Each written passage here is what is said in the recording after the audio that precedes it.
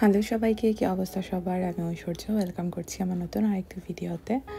আর ভিডিওর শুরুতেই শুরু করলাম একটা মিষ্টি জিনিস দেখিয়ে। আসলে আমরা বেশ 10-12 দিন আগে স্যামসে গিয়েছিলাম, স্যামস ক্লাবে। তো ওখানে যাওয়ার পর এই বাকলাভাটা পেলাম। তো দেখেই মনে পড়ে গেল যে এক ভাই আমাদেরকে বলেছিলেন যে স্যামসে এটা কিন্তু ফেস্টিভ সিজনে চলে আসে, মানে অক্টোবরের দিকটাতে। তো দেখেই আর কি আমরা টপাটপ দুটো তুলে নিলাম। এটা আমার বরের খুব বাজে একটা অভ্যাস যে কোনো কিছু যদি পছন্দের পায় সে একটা নিতে পারে না, সে একের বেশি নিয়ে রাখে, স্টক করে আর কি। তো আমি খুলবো করে খোলা হচ্ছিল না। আজকে খুললাম ঠিকই, তবে এখন খাবো না, ও ফিরুক ল্যাব থেকে, সন্ধ্যার দিকে খাবো।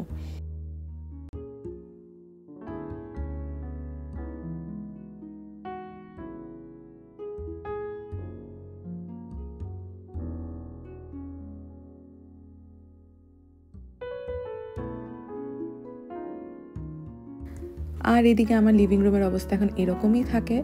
যদিও এটা তার হাফ খেলনা, বাকিগুলো তো ঘরে রাখি, কিন্তু তাতেই মোটামুটি আমার লিভিং রুমের অবস্থা ভয়াবহ থাকে। আমি ইউজুয়ালি ওর খেলনাগুলো গুছাই না, এগুলোকে জাস্ট এক সাইডে করে রেখে দিই। আমি কয়েকদিন আগে একটা রিল শেয়ার করেছিলাম, খুবই কোইন্সিডেন্টলি ওটা আমরা ওই দিন এই ব্যাপারে আলাপও করছিলাম যে ঘর তো গুছাই না, কিন্তু যদি শুনি যে কেউ আসবেন, কোনো গেস্ট আসবেন, তাহলে একদম টপাটপ 20 মিনিটের মধ্যে কোনো বুয়া টুয়া কিচ্ছু লাগে না, ঘর একেবারে ঝকঝকে তকতকে। তো ওই তো আমার বাসায় একটু গেস্ট আসবেন, তো ওই জন্য আমি তাড়াতাড়ি করে একটু গুছিয়ে নিচ্ছি। আমার মেয়ে আবার আমাকে গুছাতে দেখলে সে হেল্প করতে আসে, তো হেল্পটা ঠিক কতক্ষণের জন্য হেল্প সেটা আর নাই বলি, কিন্তু আসে, যাক এতটুকু ইনভলভমেন্টও ভালো। আমি আসলে এই ঘরটাকে আর যাই হোক নাই হোক আমি প্রতিদিন একবার করে ঝাড়ু দেই। আমার মামুনি সারাদিন এটা খায় ওটা খায়, আবার যা খায় তাই একটু করে ফেলে, তো একবার তো ঝাড়ু দিতেই হয়। আর এই ঝাড়ুটা আবার আমি দেশ থেকে এনেছিলাম, ভগবান দিলে, আমি তো লম্বা মানুষ, আর এই ঝাড়ুটাকে লাগেজে ঢোকানোর জন্য এটাকে কতখানি কেটে আনা লেগেছিল, তো এটা দিয়ে ঝাড়ু দিতে একটু কষ্ট হয়। তারপরে আবার ভাবি যে না, এতটুকু অ্যাক্টিভিটি তো করার লাগে, এছাড়া তো কোনো এক্সারসাইজ আমি করি না, এটা খুব একটা ভালো কথা না। করি না বলতে আসলে টাইম পাই না, আবার এনার্জিও হয় না। তো যাই হোক, আমার গেস্টরা চলে এসেছেন, আমি চা বসিয়ে দিলাম। আসলে দুধ চা হচ্ছে আমার বাসায় একটা স্টেপল আইটেম, মানে কেউ বাসায় আসলে আমি তাকে চা অফার করব, আর কেউ না আসলে তো নিজেরা খাবোই, মানে সন্ধ্যাবেলা আমার বাসায় চা হবেই হবে। তো আর যেটা হয়, চায়ের সাথে না আমাদের দেশি নাস্তা খুব প্রিয়, যার জন্য আমি সবসময় বাসায় একটু ডাল পুরি ফ্রোজেন কিনে রাখি, অথবা নিজে যদি সময় পাই একটু সিঙ্গারা, একটু চপ, এটা ওটা বানিয়ে রেখে দিই, ওই ভেজে বুঝে খেয়ে নিই। আর কেন জানি ওয়ালমার্টে তো 1000 রকমের স্ন্যাক্স পাওয়া যায়, ফ্রোজেন স্ন্যাক্সও পাওয়া যায়, ওগুলো কিনি না যে তা না, কিন্তু তারপরেও চায়ের সাথে মনে হয় যে দেশি জিনিসপত্র খাই। যেমন চায়ের সাথেও আমাদের না ড্রাই কেক, দেশি টোস্ট, দেশি বিস্কিট, যেমন এনার্জি প্লাস, এই ধরনের জিনিসপত্র খেতে ভালো লাগে, মানে আমার ভালো লাগে স্পেশালি। আর ইদানিং আবার একটু কুকি খাচ্ছি, তার কারণ আমার বর কবে যেন একটা মাঝখানে ওয়ালমার্ট থেকে এত বড় একটা কুকির প্যাকেট নিয়ে এসেছে, আর এগুলো তো খুব বেশি দিন টিকে না, তো খেয়ে খেয়ে শেষ করছি আর কি। তো এখন আবার সবাই মিলে একটু গল্প টল্প করবো, তারপরে আসলে রান্নাবাড়ি করতে হবে, কারণ আমার বাসায় রান্না নেই বলতে উইকেন্ডে যেটা হয়েছে, আমি তো উইকেন্ডে সাধারণত দেখা যায় মাছ মাংস বা কোনো একটা বড় আইটেম করে রাখি, মানে মেইন আইটেমটা রান্না করে রাখি, তাহলে অনেক হেল্প হয়। কিন্তু এই উইকেন্ডে আমাদের একটু ব্যস্ততা গেছে, আমি রান্না করার সময় পাইনি। আর এদিকে আমি হাতটা কেটে ফেলেছি গত পরশুদিন। তো জল ধরা হয় যে প্রচুর, যার জন্য না এখন ঘা খুব একটা তাড়াতাড়ি শুকাতে চায় না। আর শুধু তো হাত, মানে আজকে কেটেছি তা না, এটা মানে রান্নাঘরে কাজ করতে করলে হাত কাটাকাটি পোড়া লাগালাগি হতেই থাকে। আগে খুব ভাবতাম উফ ব্যথা পেয়েছি বা ইসিরে দাগ পড়ে গেল, আমার তো খুব খারাপ লাগে এগুলো, কিন্তু এখন আসলে এগুলো সব সয়ে গেছে, কিছু করার নেই, সংসার করতে গেলে এইসব টুকটাক একটু হয়। আর আমি না গ্লাভস পরে কোনো কাজ করতে পারি না, আমি জানি না কেন, সবাই দেখি কি অনেক সুন্দর করে গ্লাভস পরে ধোয়াধুয়ি সব কিছু করতে পারেন, আমি অনেক চেষ্টা করে দেখেছি, আমি কেন জানি গ্লাভস পরলে কোনো কাজে কোনো তালই পাই না। তো চেষ্টা তো করছি ঠিকই মাছের আঁশ ছাড়ানোর, কিন্তু হচ্ছে না। পরে ও বললো যে থাক, আমি ধুয়ে দিই, আমি তোমাকে মাছ টাছ ক্লিন করে দিই, তুমি তারপরে রান্না করো। এটা কার বাবা? কার বাবা? এটা কার বাবা? কার বাবা এটা? আর এটা কার মা? আর এটা কে? ও মিমি। এটা হচ্ছে রুই মাছ, ভালোই দেশের মাছ, বাংলাদেশের মাছ, কিন্তু এটা তো অবশ্যই গতকালকে কেনা না, এটা 6-7 মাস ধরে ফ্রিজে পড়ে থাকা মাছ, ফ্রোজেন মাছ। তো যেটা হয়, ফ্রোজেন মাছ বা পুরানো মাছ হলে একটু করে গন্ধ হয়, অনেক সময় বাজে একটা স্মেল আসে মাছ থেকে। তো সেই জন্য যেটা করতে হয় যে মাছ খুব ভালো মতো করে ধুতে হয়। আমি সবসময় লেবু, লবণ আর গরম জলে 3টা মিক্স করে 3টা দিয়ে কয়েকবার করে মাছ ধুই। তো তাহলে যেটা হয়, মাছে কোনো রকম কোনো বাজে স্মেল হয় না। আর আমি সব সময় মাছ ভেজে রান্না করি। তো প্রথম আমি যেটা করতাম, প্রথম কি মানে আমি গত 1 মাস আগেও আমি মাছ চুলায় ভেজে তারপর রান্না করতাম। তো স্বর্ণ আমাকে বারবার বলেছে যে আপু আপনি কেন এত কষ্ট করেন, কেন দাঁড়িয়ে থেকে থেকে মাছ ভাজেন, আপনি এয়ার ফ্রাই করেন।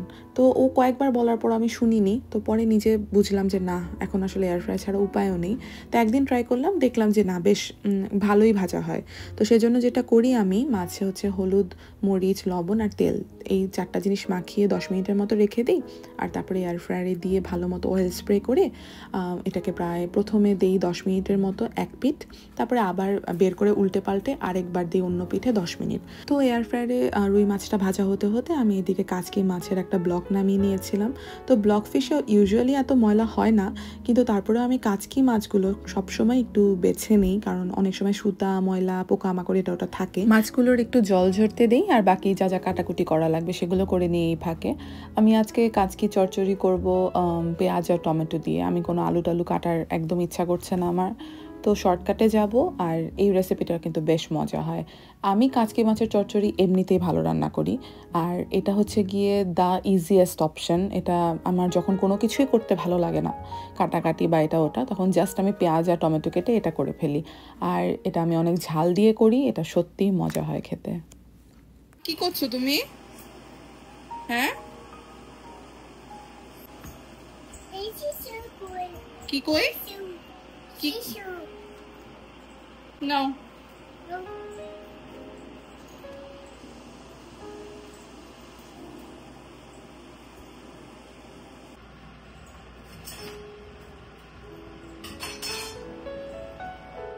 মাছগুলোর কিন্তু এক পাশ একদম ভাজা হয়ে গেছে, এখন আমি উল্টিয়ে আবার আমি অয়েল স্প্রে করে আরও 10 মিনিটের জন্য এয়ার ফ্রায়ারে দিয়ে দিচ্ছি। আর যতক্ষণে মাছটা হতে থাকবে ততক্ষণে আমি মাছের জন্য যে মশলা সেটা কষিয়ে নিব।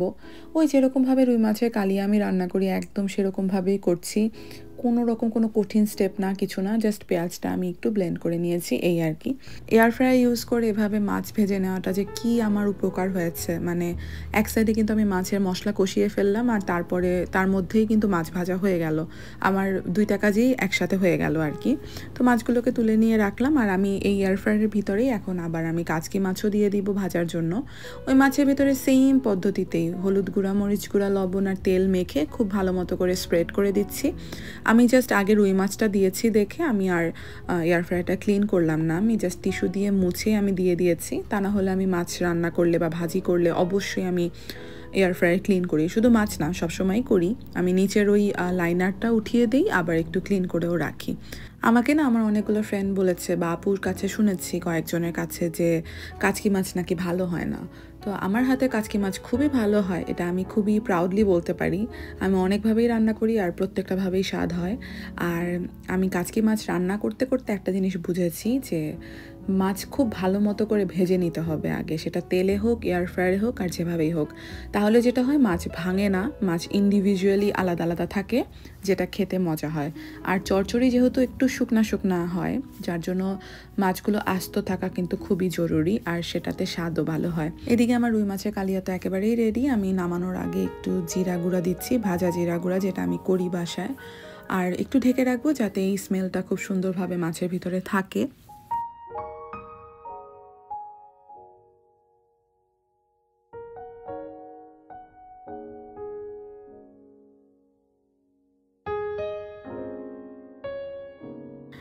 কাচকি মাছের এই রেসিপিটা আসলে খুবই সহজ।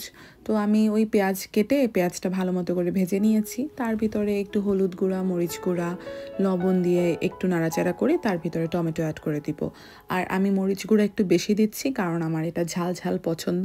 আর তাছাড়া আমি আলাদা করে কাঁচামরিচ তো অ্যাড করবই। এই মশলাটা মোটামুটি কষাতে কষাতে ওদিকে কিন্তু আমার কাচকি মাছও ভাজা হয়ে গেছে অলরেডি, আরও 5 মিনিট আগেই হয়ে গিয়েছিল, এখন ঠান্ডাই হয়ে গেছে মাছ।